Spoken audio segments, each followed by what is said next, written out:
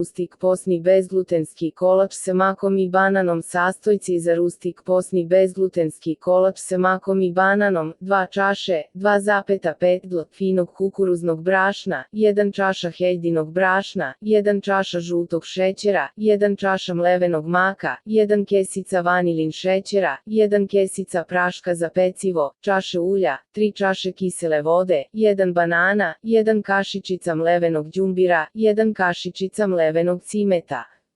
Rustik posni bezglutenski kolač sa makom i bananom se priprema na sledeći način: ubaciti sve suve sastojke, potom i mokre, i sve mikserom izmešati dok se ne dobije smesa bez grudvica. Staviti u zagrejanu vrelu na 180 stepen. Peći oko 20 minuta, odnosno dok ne zamiriše i kolač se ne odvoji od ivice. Servirati po izboru. Može da se odozgo doda neki džem ili prah šećer, ali mi smo krkali ovako rustik. Strava je i topao i hladan. Savršeno ide uz čaj od kamilice. Za najnovije recepte kliknite subscribe, like i zvons, svaki dan najnoviji recepti, zato nas zapratite.